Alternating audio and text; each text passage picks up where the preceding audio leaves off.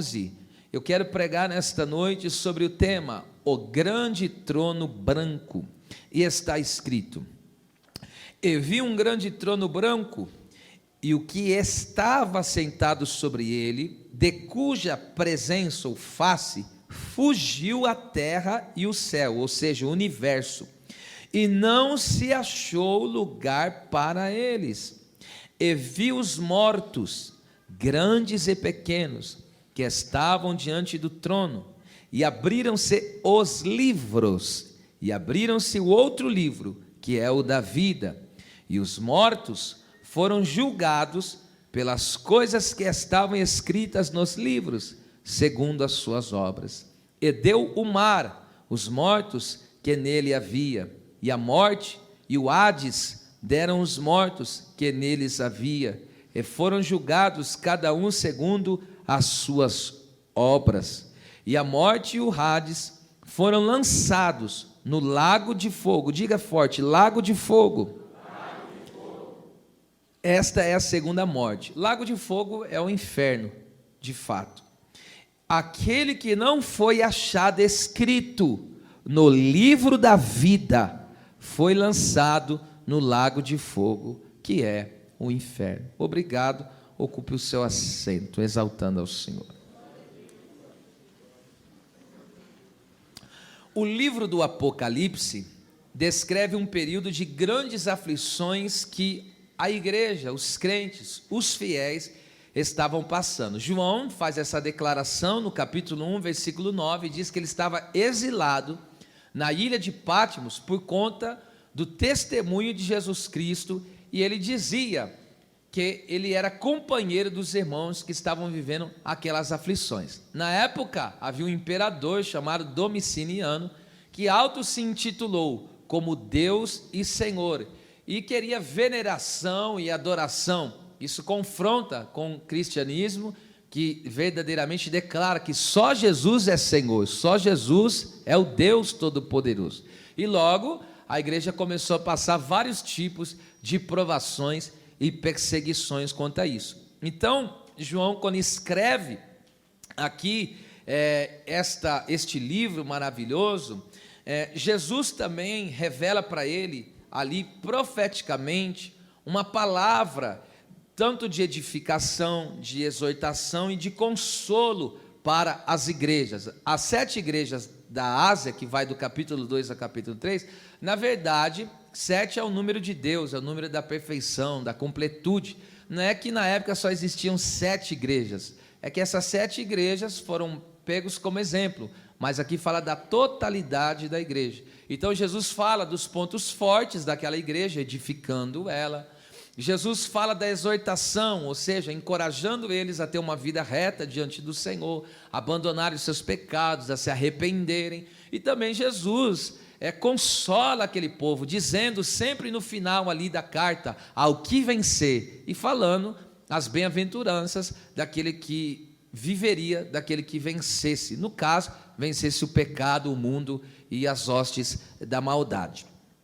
E este livro também é Deus chamando todos os seres humanos ao arrependimento e à salvação. No capítulo de número 22, que é o último capítulo, versículo 17, diz que o Espírito e a esposa, que é a igreja, dizem vem. Esse vem é chamando a salvação. E quem ouve, diga vem. Então não está colocando aqui barreira, é sem limite, é para todos aqueles que ouvem a palavra de Deus, venha.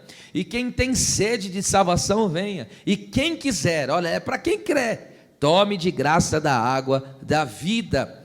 E outra coisa, e neste livro, Jesus traz grande esperança ao seu povo, a todo o seu povo. Por quê? O povo de Deus estava sofrendo terríveis perseguições. Então, fora esses propósitos que eu já aqui coloquei, da igreja ali ser exortada, edificada e consolada, chamar os pecadores ao arrependimento para que não venham sofrer a ira e a cólera do Cordeiro, e também para que eles venham, os irmãos aqui, este livro fala da grande esperança de todo cristão, que é um alívio para a nossa alma. Na verdade, o livro do Apocalipse para o cristão é uma bênção que ele deve desfrutar desta bênção. Porque no capítulo 21, quando João começa a descrever o novo céu e a nova terra que Deus vai criar, ele dá esta palavra que enche os nossos olhos e traz e a nossa esperança, quando eu digo, não é algo incerto, a nossa esperança é uma convicção, é algo certeiro.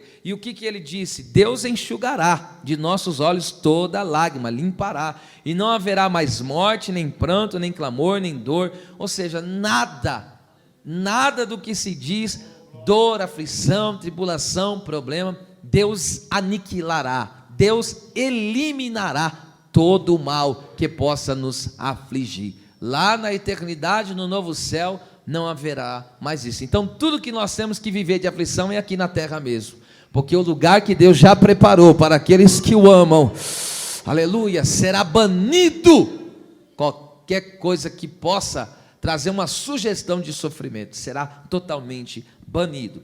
Pois bem, podemos dizer que a Bíblia é Deus revelando-se ou auto-revelando-se para a salvação de todos os pecadores, os perdidos.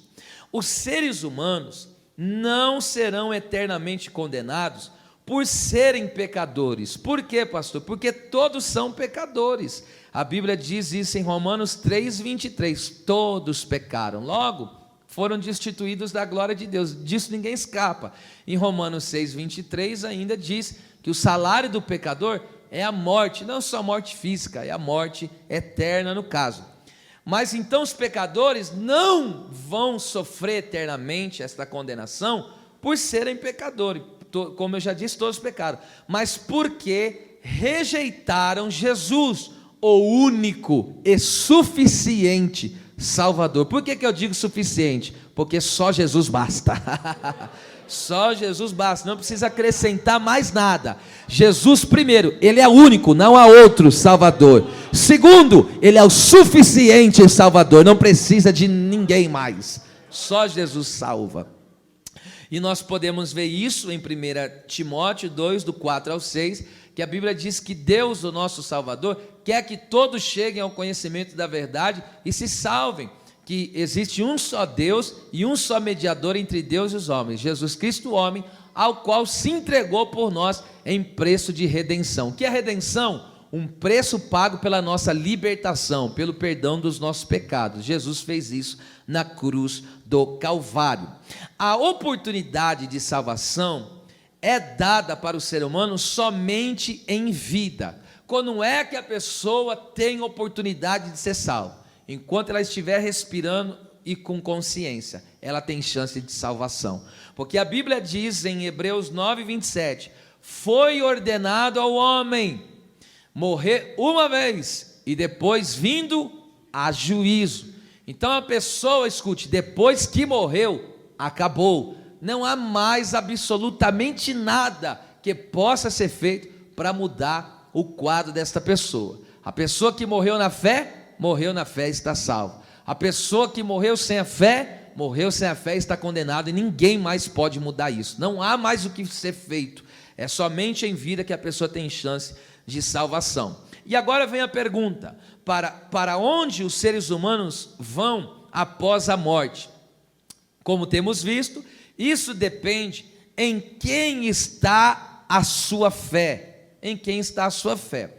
Nós vimos já aqui na igreja, em Lucas capítulo 16, do versículo 19 ao 31, quando fala daquela história que Jesus narra, falando sobre a questão do rico, do Lázaro. O rico fala das pessoas que dependem, que na verdade coloca a sua confiança nas riquezas, coloca a sua confiança nos bens materiais. Essas pessoas se perdem, elas perdem a sua salvação, porque colocaram a sua salvação em lugar incerto, que nada pode fazer por eles. Agora, o mendigo chamado Lázaro é o tipo das pessoas que aqui na terra colocam a sua fé em Deus, a sua confiança em Deus, e mesmo passando situações tão lamentáveis, difíceis, mas eles são salvos, não pelo aquilo que passam, mas pela sua fé que ele tem no Senhor Jesus Cristo, no nosso Deus. Então as pessoas, escute, A partir do momento que Adão ele pecou,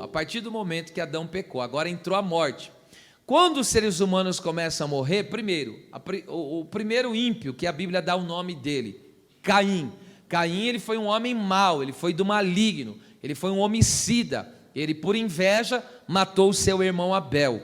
Ele morreu, e quando Caim morreu, onde ele foi parar? Ele foi lá no Hades, no lugar de tormento, e ele está até hoje lá. Abel, ele morreu também, só que Abel, a Bíblia diz que ele era um homem de fé. Ele vivia pela fé em Deus, ele vivia pela fé no Messias que haveria de vir e redimi-lo dos seus pecados, e por isso que ele vivia uma vida que agradava a Deus, porque sem fé é impossível agradar a Deus. Somente olhando para o nosso Deus, nós vamos conseguir viver uma vida digna do nosso Deus, fazer o que agrada ao nosso Deus, fazer a vontade do nosso Deus, e para nós, somente de fato e verdade, olhando para esse Jesus maravilhoso. Quando o Abel morreu, ele foi parar no seio, que é chamado, depois foi denominado assim, seio de Abraão, ou que pode ser dito também um paraíso, ok? Então, as pessoas no Antigo Testamento e até a morte e ressurreição de Cristo, todos os que morriam na fé em Jesus, no Messias que haveria de vir, essas pessoas iam lá para o seio de Abraão. E agora, esse seio de Abraão, você sabe que foi levado depois da ressurreição para o céu. Jesus levou cativo o cativeiro e eles estão hoje todos na Nova Jerusalém. Por exemplo, você tem um parente que morreu na fé em Jesus, esta pessoa está consciente já na eternidade, desfrutando da presença do Senhor.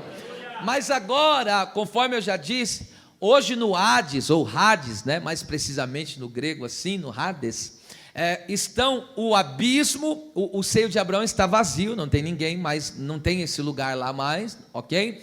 Está o abismo, onde estão os demônios que estão presos ali, os demônios que se rebelaram contra Deus, estão presos ali, e existe o lugar de tormento, que estão todas as pessoas que desde Adão, conforme eu já disse, as pessoas começaram a morrer, e aqueles que morreram sem a fé, eles estão justamente lá agora, no lugar de tormento, e estão, como já diz a palavra, lugar de tormento, estão sendo atormentados dia e noite, numa chama terrível, e eles clamam por salvação. Lembra? O rico pede para Lázaro molhar a ponta do dedo e me refrescar a língua. Esse refrescar a língua fala das fontes de água da salvação. Ele quer agora beber, ele quer ser refrescado pela salvação, porque só a salvação de Jesus traz alívio e descanso para a nossa alma. Mas essas pessoas não têm. Então, a pessoa que morre, recapitulando, a pessoa que morre na fé em Cristo, hoje vai para o paraíso, vai para o céu. E agora a pessoa que morre sem a fé em Cristo, está no Hades, no lugar de tormento, ok? Agora, para nós poder, eu tive que dar essa pequena introdução, para nós entrarmos aqui, naquilo que a Bíblia chama do juízo final. Deus agora vai se colocar verdadeiramente como Ele é, o supremo juiz, o juiz dos juízes.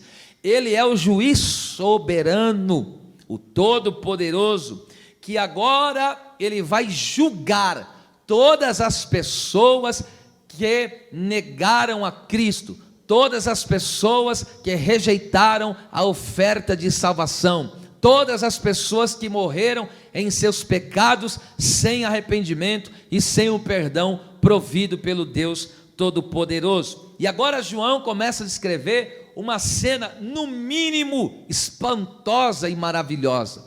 E eu digo porque, no versículo de número 11, João está tendo a visão, e ele tem esta visão: e vi um grande trono branco. Veja, esse trono, ele tem duas qualidades. A primeira qualidade desse trono, ele é grande. Segundo, ele é branco. Por que que ele está dizendo que o trono de Deus aqui é grande? Grande, ele está dizendo, não há um trono tão grande como esse trono. É o trono mais majestoso de toda a história. É um trono inigualável. Nunca houve um trono como este trono. Esse trono é glorioso, porque os reis e os reinos da terra vieram, mas passaram. Mas o trono de Deus permanece intacto, glorioso e tremendo. E é esse trono, porque veio reinos como o reino de Nimrod, o primeiro rebelde da história que a Bíblia registra. O reino dele se foi. O reino de Faraó, diante de toda a sua pompa e grandeza, também caiu, já passou o reinado dos Ben-Hadad, os reis da Síria, os reis da Assíria, como Senaqueribe, homem poderoso e tremendo, mas o reino dele veio e foi. O reino dos babilônios, como de Nabucodonosor, que foi chamado rei de reis, esse aí já está no pó, não existe mais na história. Outros reis que surgiram, como os medos e persas, como os romanos, o maior reino da terra que já se levantou em relação à humanidade.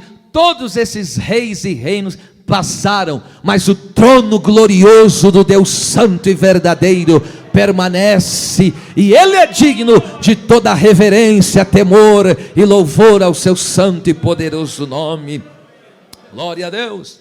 Agora ele diz que o trono, veja só, ele só declara que esse trono é branco, e isso me deixa espantado. Por quê?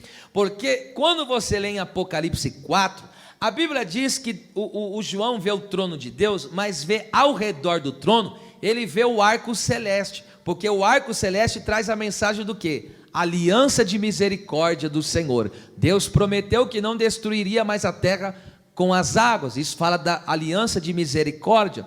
Também João vê saindo do trono, em Apocalipse 4, saindo do trono relâmpagos, trovões e vozes. O que é isso? Isso são os avisos de Deus na terra, chamando os homens ao arrependimento dos seus pecados e ao temor a Deus para não serem condenados. Mas também nesse trono, diante do trono, havia 7 lâmpadas que ardiam em fogo, que são 7 Espíritos de Deus, que fala do Espírito Santo com o seu poder consolador na vida dos homens aqui na terra. Agora aqui, nesse texto, não há menção nem dos serafins, como Isaías teve a visão, cantando, Kadosh, Kadosh, Kadosh, Adonai Tsevaot Melokol Haaratis, Santo, Santo, Santo é o Senhor dos exércitos, toda a terra está cheia da sua glória. Agora aqui neste trono, veja, também não está os querubins andando de um lado do outro, como Ezequiel teve a visão. Também agora esse trono não mostra, como em Apocalipse 4, as criaturas viventes cantando, Hagios, Hagios, Hagios Kyrios, Theos, Pantocrator, Caien, Cairon, Caihomenos, que diz, Santo, Santo, Santo é o Senhor Deus, o Todo-Poderoso, o que era, o que é e o que há de vir. A situação, senhoras e senhores, é tão tensa que quando João vê o trono branco, e veja só, ele não vê o arco celeste, ele não vê trovões, ele não vê serafins, ele não vê querubins, ele não vê as criaturas viventes. Agora aqui ele está vendo apenas um trono branco. Por que branco? Porque branco fala da eternidade de Deus. Deus é o ancião de dias. Deus não tem dias, porque Deus não tem começo e não tem fim. Sempre foi e nunca deixou de ser, porque Ele é ser. Porque antes que, aleluia, o sol viesse, o dia viesse, Ele diz, eu sou, e quem é que pode fazer escapar das minhas mãos? Antes que os montes se formassem, de eternidade a eternidade, Tu és Deus. Foi Ele que criou a própria eternidade. Por que o trono é branco? Porque mostra o esplendor da sua glória eterna. Por que o trono é branco? Porque fala da sua inocência, pureza, santidade e justiça. Por que o trono é branco? Porque o seu trono é incorruptível.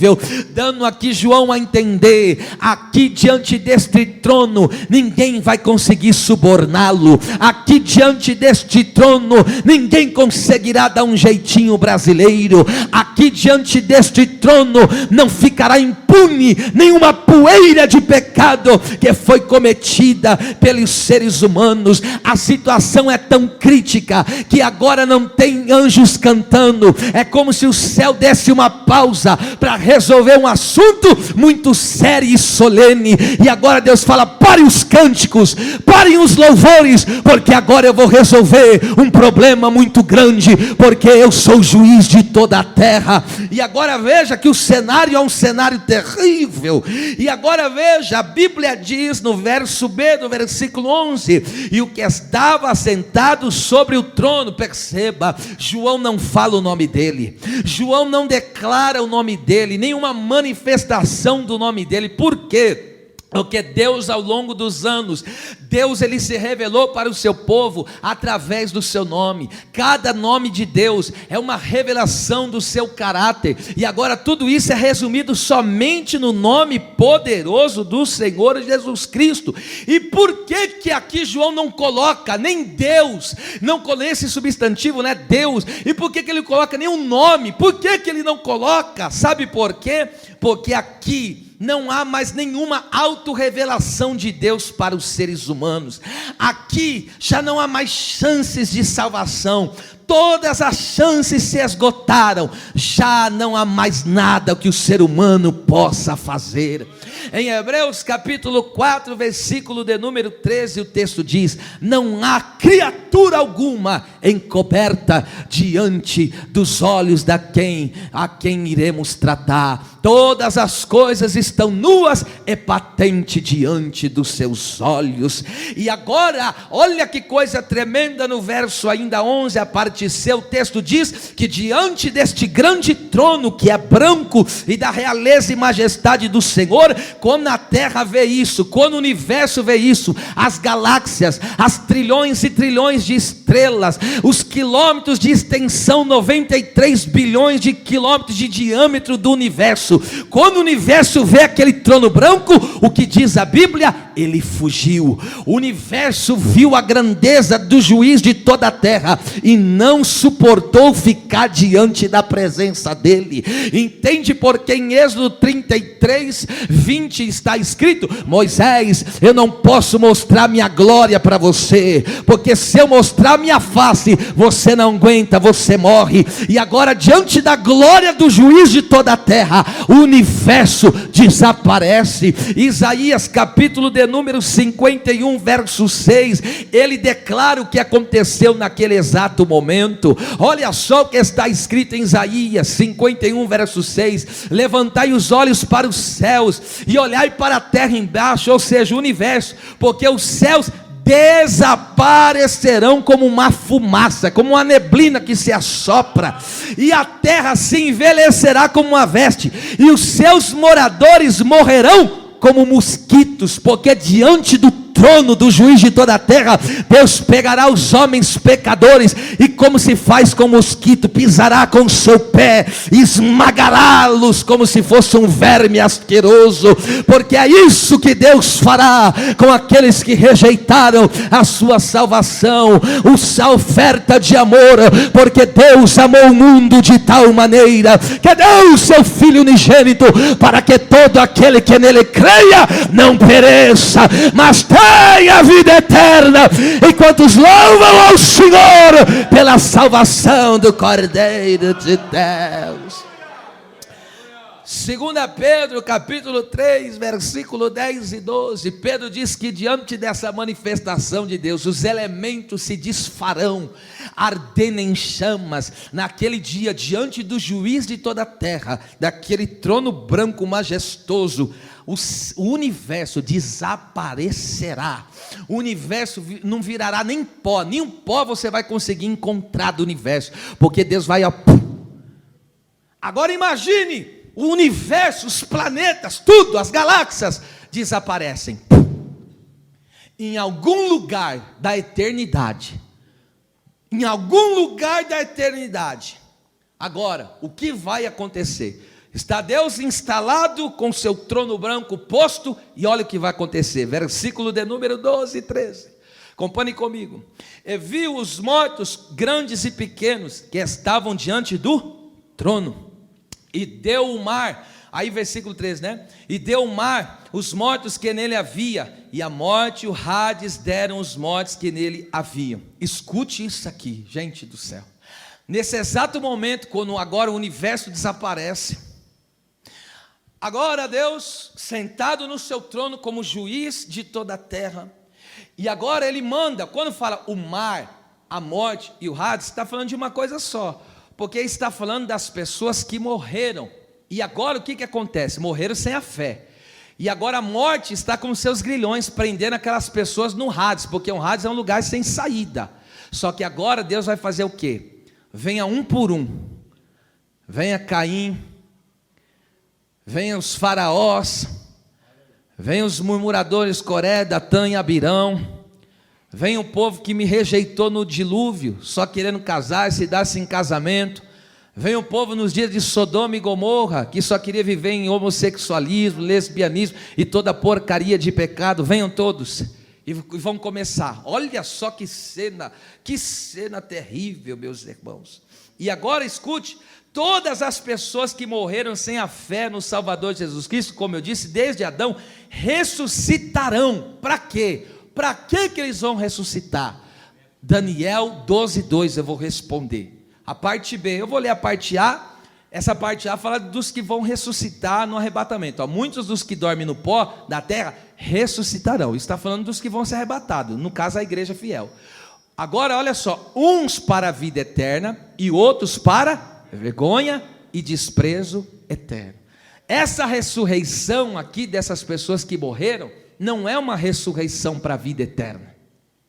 Essas pessoas vão sair do Hades, do lugar de tormento, uma por uma. Deus vai ressuscitá-los. Para que vai ressuscitar? Vai trazer a alma dele e o corpo. Aquele corpo que a pó já sumiu, desapareceu. Nem a poeira daquele corpo não tem mais. Pelo tempo se desfarelou. Deus vai reconstituir o corpo daquela pessoa.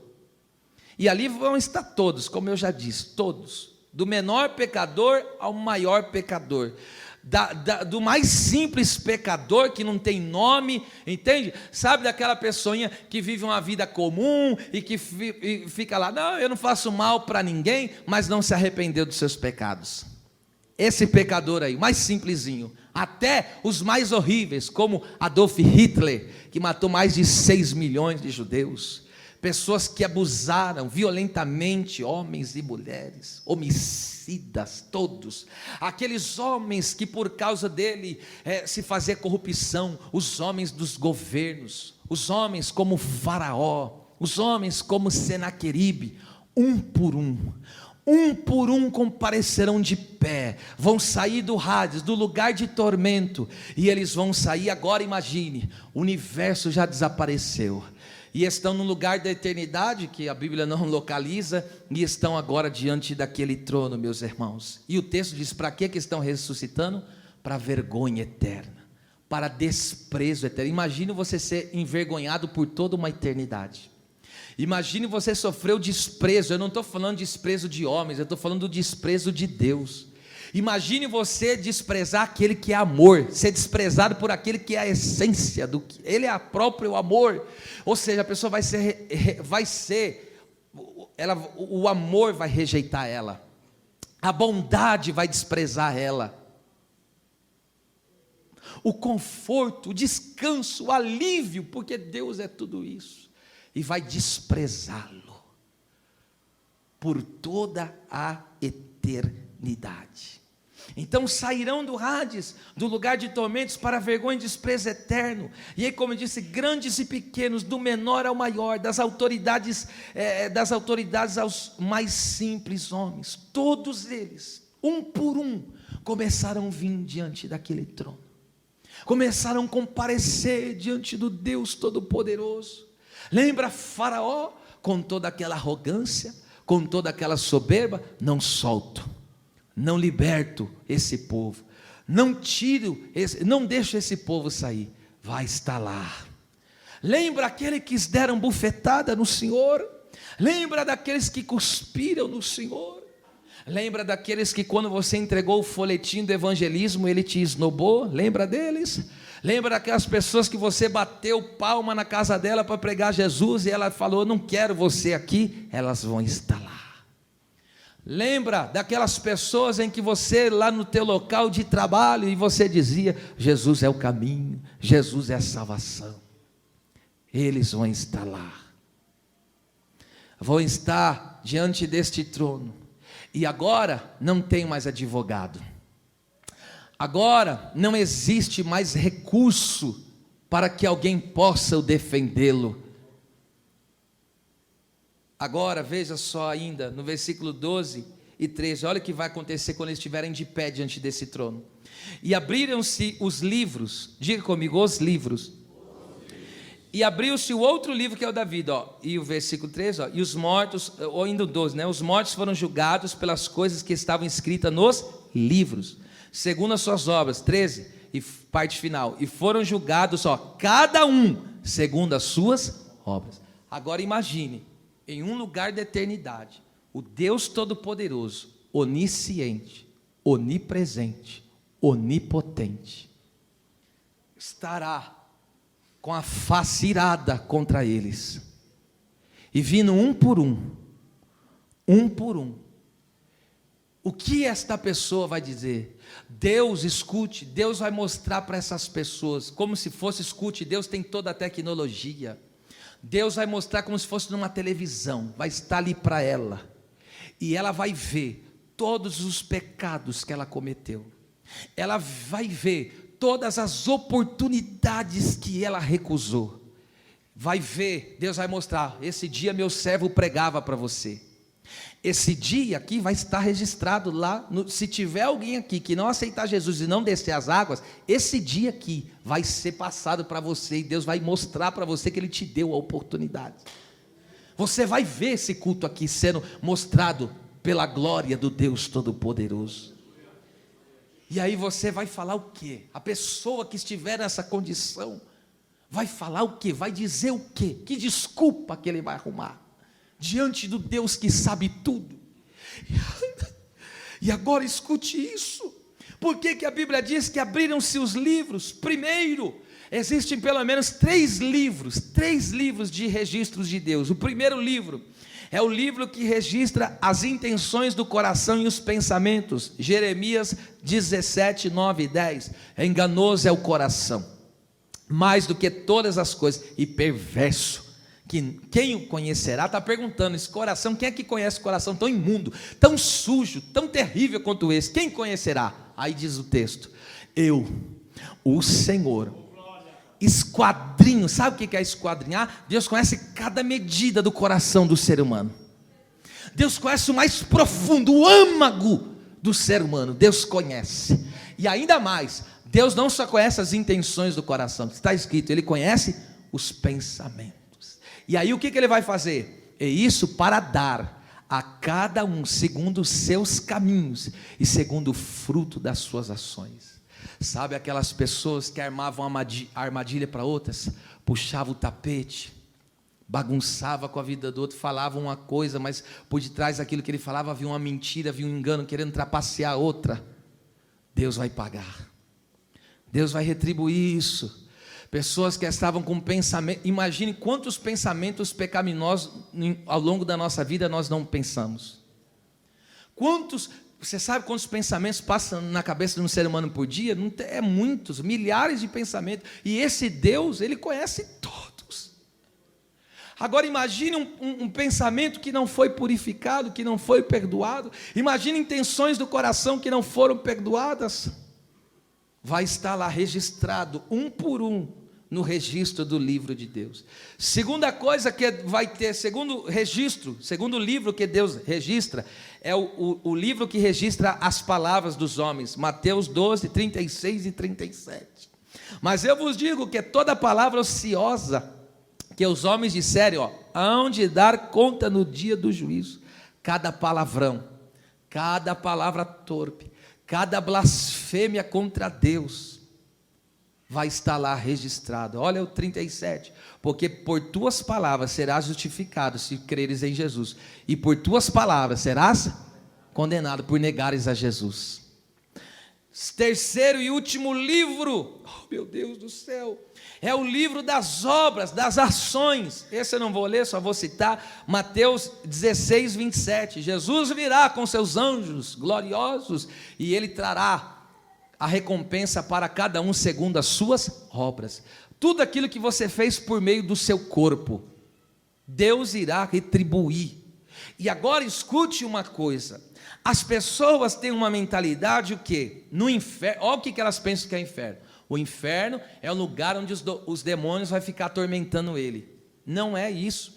Inferno é quando Deus, o Deus de amor, o Deus de toda bondade, ele removerá toda a sua bondade, toda a sua misericórdia, todo o seu amor, e Deus vai castigar demônios rebeldes, Deus vai castigar seres humanos rebeldes e pecadores que não se arrependeram, e é um tormento de Deus. Os demônios serão atormentados, os homens serão atormentados, é um tormento de Deus. Agora pasmem, cada pessoa vai ter grau de punição no inferno. Não é todos que receberão o mesmo grau. Todos serão condenados que não creram em Cristo.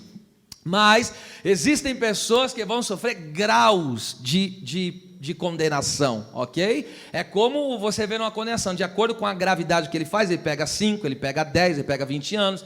Então depende da gravidade. No inferno será assim, mas não em questão de ano, porque o inferno é o castigo eterno de Deus. Esta pessoa vai sofrer o grau de sofrimento que ela terá no inferno. Agora imagine, demônio no inferno, homens no inferno, todo tipo de coisa ruim vai estar no inferno. Imagine o que é viver eternamente num lugar infernal. É só para você ter um choque de realidade. Agora veja, isso que eu estou dizendo, Hebreus 10, do 29 ao 31, eu vou ler, perceba. De quanto maior castigo, ou seja, tem graus de castigo, não é todos que vão ter o mesmo nível de castigo, uns vão sofrer mais, outros mesmo, mas todos irão sofrer. Cuidais vós, será julgado merecedor aquele que pisar o Filho de Deus, ou seja, depois que você recebeu o Evangelho e continuar pecando, você está pisando em Jesus, e tiver por profano o sangue do testamento com que foi santificado, e fizer ágrafo ao Espírito da graça, porque é o Espírito Santo que manifesta a palavra do Evangelho aos nossos corações. Então a pessoa que veio para a fé e está abandonando a fé, você está pisando em Jesus. É a mesma coisa de você pisar em Jesus e dizer, esse sangue aí para mim não tem nada a ver.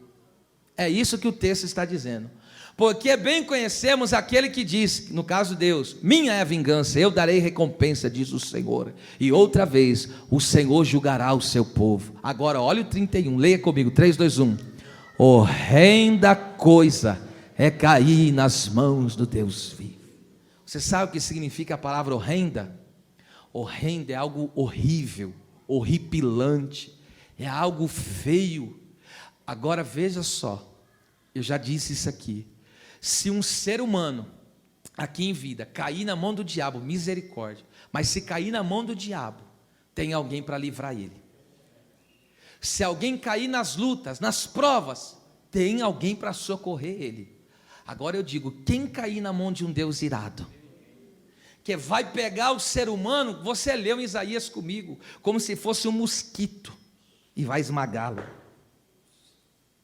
Imagine, se a mão desse Deus pega todas as águas do oceano, se as mãos desse Deus mede os céus a palmo.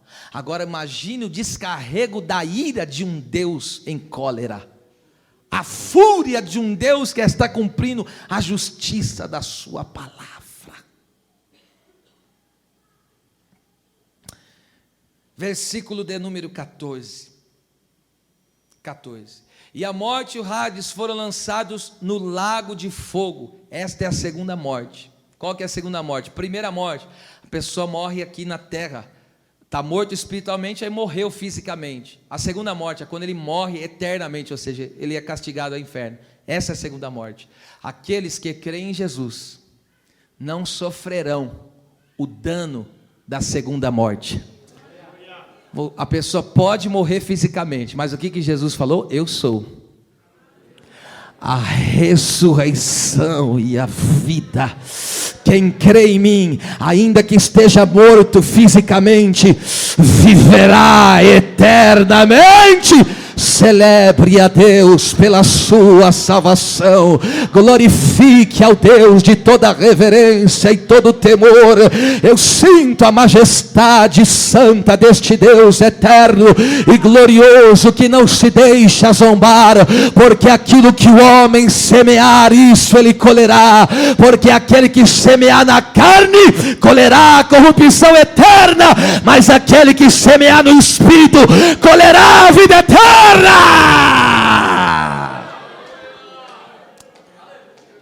Agora imagine, Deus pega o Hades, que era o lugar que estavam todos os condenados, demônios, escute, demônios condenados que estavam lá no abismo. Você sabe que nessa altura Deus já tinha pegado o diabo e jogado ele no inferno, e antes disso ainda, Deus já tinha pegado o anticristo e o falso profeta, e já tinha inaugurado o inferno. Quem inaugurará o inferno será o falso profeta e o anticristo. Terceira pessoa que vai entrar, terceira, no caso C, que vai entrar no inferno, é o próprio diabo. E aí sabe o que vai acontecer? Deus vai pegar todos os demônios, esses demônios que estragam a vida, que levam os seres humanos a fazer todo tipo de atrocidade, esses demônios que hoje dificultam a nossa vida, que faz a nossa vida ser uma vida mais penosa, colocando situações difíceis, lutas travadas. Mas em Romanos 16:20 diz: em breve o Deus de paz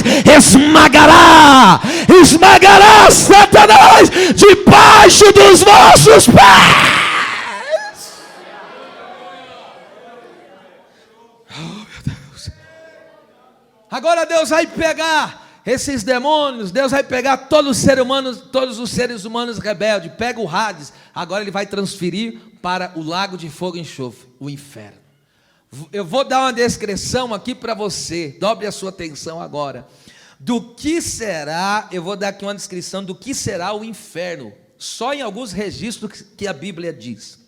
Escute, o lago de fogo, que é o inferno, é o castigo final de todos os rebeldes e de todo o mal, tanto de anjos caídos, os demônios, e como seres humanos rebeldes que rejeitaram ao Senhor. E lá, como eu disse, vai estar crianças que já não estão mais naquele estágio de inocência e que rejeitaram a pregação que os seus pais lhe ensinaram. Lá vai estar pessoas, aquele ancião que nunca se rendeu ao evangelho, que a sua soberba e não desceu as águas do batismo, do menor ao maior, que rejeitou o Senhor, estará lá. Olha o que é este inferno. Este lugar, a Bíblia diz, o inferno é um lugar de tribulação e angústia, Romanos 2:9. É um lugar de pranto e ranger de dentes. Oh meu Deus, Mateus 22:13. Também é um lugar de eterna perdição, 2 Tessalonicenses 1:9. É uma fornalha de fogo, Mateus 13:42. Cadeias de escuridão, 2 Pedro 2:4. É um lugar que o verme não morre e o fogo nunca se apaga, Marcos 9:46. Você sabe o que é o verme não morrer? Quando uma pessoa morre, o que vem pegar ela? O verme. Agora imagine uma pessoa em seus pecados, agora ele vai estar numa situação de pecador eterno. Estava conversando com a minha esposa sobre esta mensagem, eu disse, tem dias, nós servindo a Deus sendo crente, que a gente olha para nós, com as nossas fraquezas e fala, eu não me suporto. Alguém já viveu por essa experiência de dizer, eu não me aguento? Agora imagine a pessoa ser um pecador eterno, uma pessoa que ela vai ter que aturar os seus próprios pecados, ela vai ter que aturar a sua própria maldade, e agora vai estar junto com o diabo, com os principados, com as potestades, vai estar lá com todos os demônios, até essa parte do céu que se rebelaram contra o Senhor. Vai estar lá milhões e milhões de seres humanos que ao longo da história rejeitaram a Deus, só pessoas perigosas, maldosas, terríveis. estarão tudo lá. E agora imagine porque a Bíblia também diz o quê? Que esse lugar, Apocalipse 19, 20, é um ardente lago de fogo e de enxofre. Imagine o cheiro desse lugar. A Bíblia diz também que a fumaça do seu tormento sobe para todo sempre. Lá vai ter uma fumaça que vai subir no inferno, que vai atormentar. Você já viu quando fumaça entra no nariz, nos olhos, o que faz? Agora imagine a fumaça do inferno queimando. Vai trazer uma irritação horrível, um tormento horrível, e lá não vai ter o leque para você abanar, lá não terá água para você lavar os olhos, lá não terá nada para refrescar. O inferno ainda é um lugar escuro. Coloca aí, só vou colocar essa, Apocalipse 14, 11, olha isso aqui, que lugar horrível é esse, que lugar horripilante é esse, olha lá. A fumaça do seu tormento sobe para todo sempre, ou seja, nunca vai acabar esse tormento, e não tem repouso. Sabe o que é repouso? Descanso. Escute, no inferno não vai ter descanso. Eu já disse uma vez para uma moça, está com espírito de suicídio, e eu disse para ela com todo o temor no meu coração, ela falou, eu vou me matar. Eu falei, cala-te, eu te repreendo agora em nome de Jesus, porque você quer se matar, porque você quer viver livre de um problema, mas se você se matar, você vai entrar num problema que você nunca vai poder resolver, porque lá no inferno, aqui ainda na terra você dorme e às vezes consegue ter repouso, mas no inferno está escrito, não terá repouso, nem de dia e nem de noite. Escute, a pessoa vai estar num lugar de fogo, de vermes correndo sobre o seu ser, um lugar de tormento, um lugar de tribulação, o fogo do inferno queimando, a ira de Deus inflamando, meu Deus! Um lugar sem escapatória, a pessoa não vai poder ter um momento de paz, ela não vai ter um segundo de paz, ela não vai ter um milésimo de paz.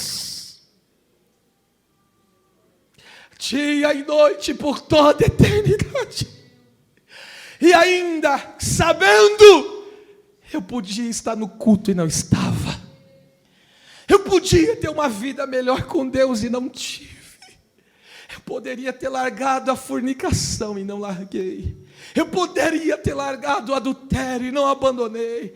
Eu poderia ter largado o meu fumo, as minhas bebedeiras e não larguei. Eu poderia parar de falar mal da vida dos outros, mas não parei. Eu poderia parar de trapacear, de roubar, de ser avarento. E isso vai por toda a eternidade. Vai estar na mente dela, na cabeça dela.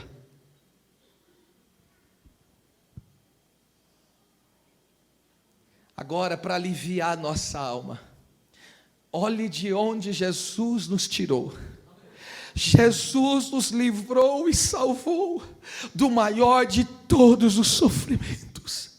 Um sofrimento inigualável, um sofrimento indimensionável, um sofrimento incalculável. E para que Ele nos livrou disso? Para nos dar a maior de todas as glórias, porque enquanto o inferno vai estar sofrendo de noite, a igreja, o crente, o servo de Deus, olhará para a face do amor, olhará para a face daquele que é bom, e dirá, tu és muito mais do que imaginava.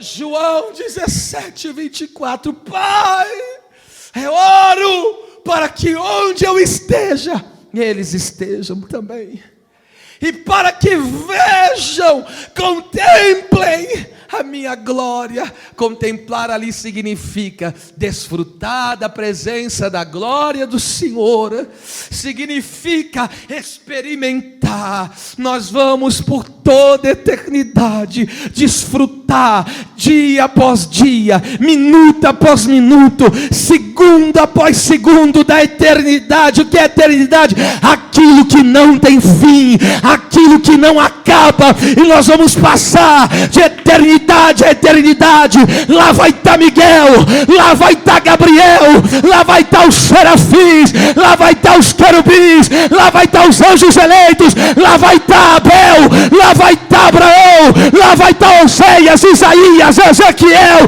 lá vai estar Isaac, lá vai estar Jacó, lá vai estar José, lá vai estar Pedro, Paulo, João Batista, lá vai estar você, vai estar a tua casa, vai estar a tua família, mas ainda mais vai estar o Senhor, vai estar o Senhor. Levante as duas mãos o mais alto que você pode.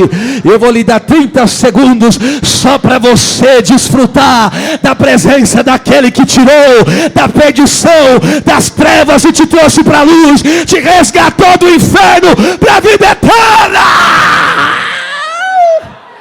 Adore a Deus com louvores, adore a Deus com línguas estranhas, adore a Deus, exalte ao nome do Senhor. Aqui nesta noite, alguns sentimentos que se misturam dentro de nós. Primeiro, gratidão eterna, gratidão eterna, gratidão eterna. Segundo, compaixão pelas almas. Eu quero vidas, eu quero salvação de almas. Terceiro, temor a Deus. Deus me sustenta na tua presença.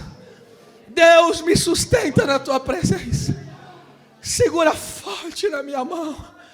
Segura forte. Porque o bom pastor disse: essas ovelhas são minhas. Ninguém pode arrebatá-la das minhas mãos. Toque no vizinho, por favor, para quebrar um pouco esse gelo. E diga para ele: você está bem guardado e seguro nas mãos de Jesus. Derás Aboubi beplácia derguesse conto lavaço eramachande comanai.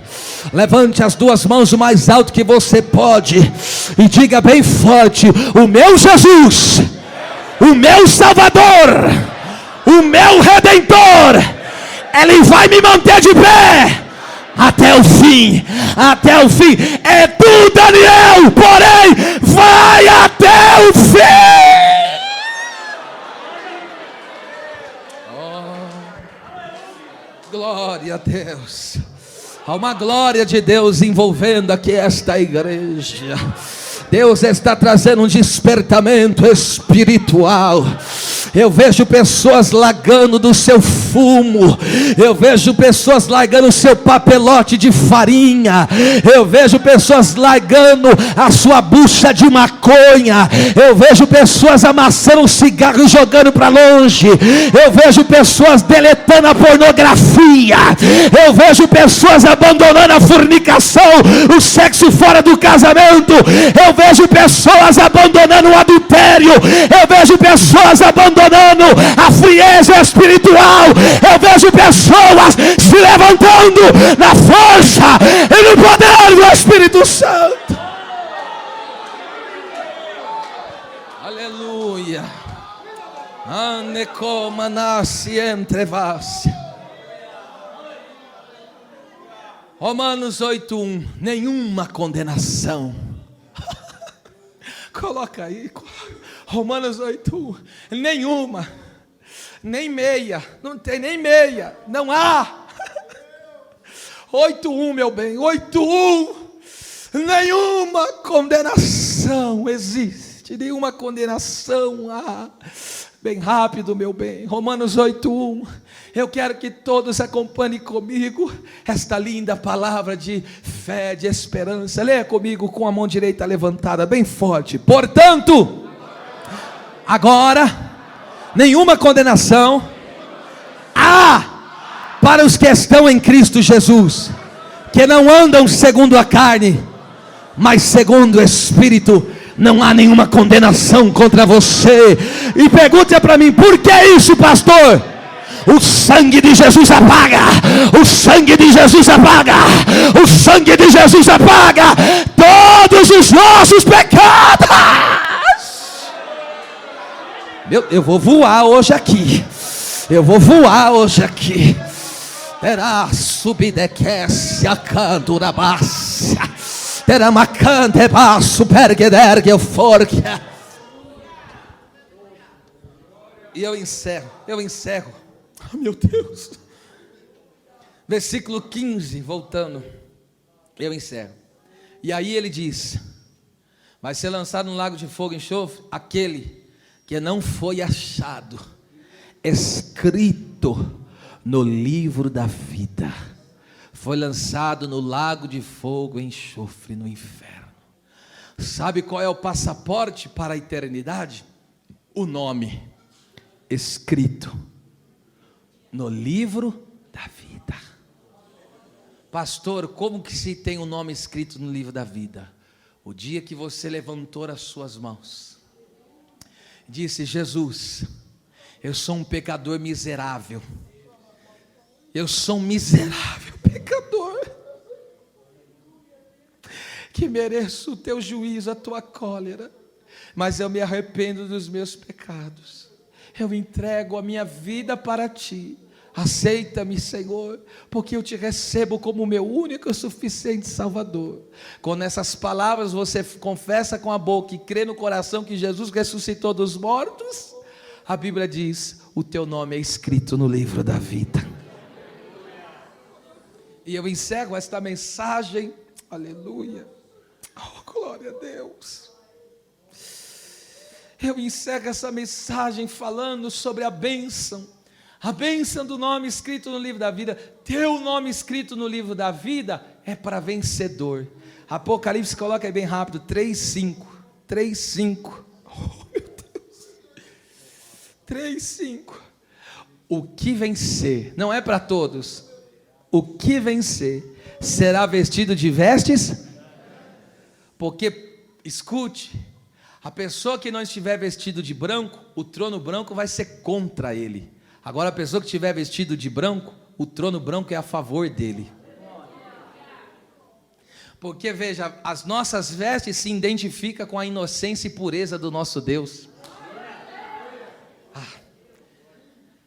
O que vencer será vestido de vestes brancas, olha lá, e de maneira nenhuma riscarei o seu nome do livro da vida, e confessarei o seu nome diante de meu Pai e diante dos seus anjos. Quem é o que vence? O que vence é o que não sente fraqueza? Não. O que vence, pastor, é aquele que nunca falha? Não. O que vence é aquele que persevera. O que vence é aquele que nunca desiste. E tu, porém, vai até o fim.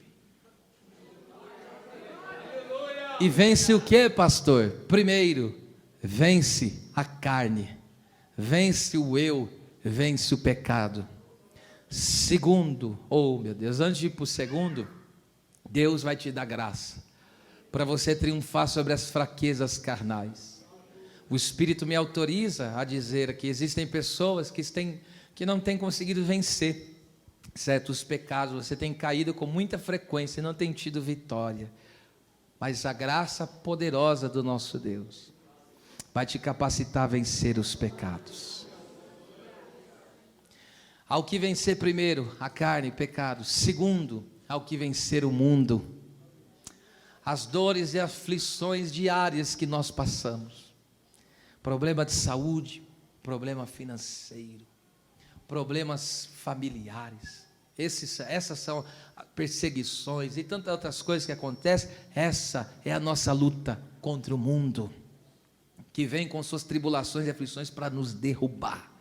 Mas como diz a Bíblia, mas em todas essas coisas, somos mais que vencedores. E terceiro, oh meu Deus, será que tem alguém aqui ainda, meu Pai?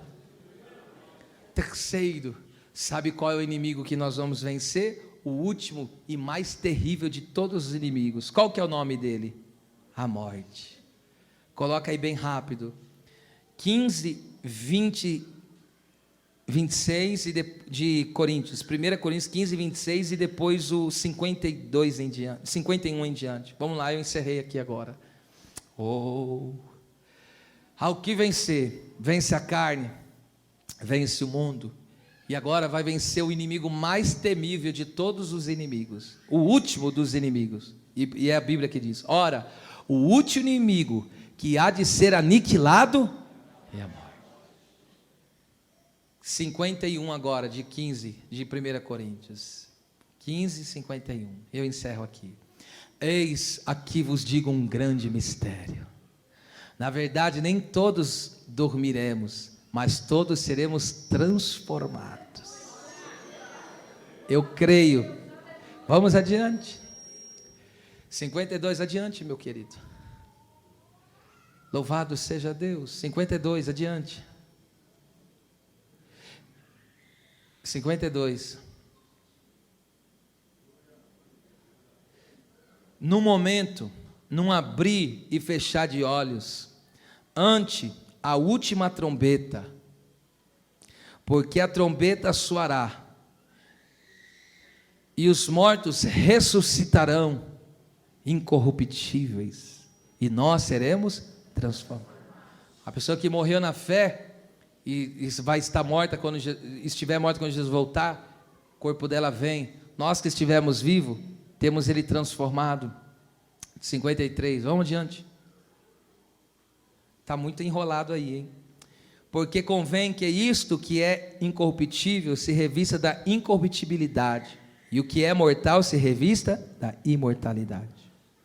E quando isso que é corruptível se revestir da incorruptibilidade, e isso que é mortal se revestir da imortalidade, então cumprir-se-á a palavra que está escrita: tragada foi a morte na vitória.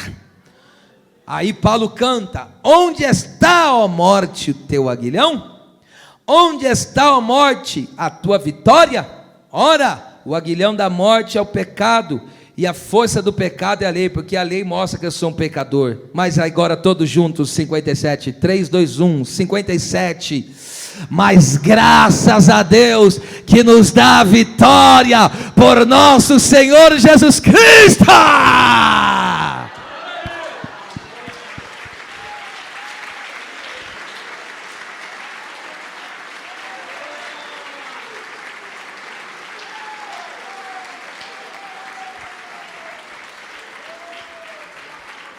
Fica de pés.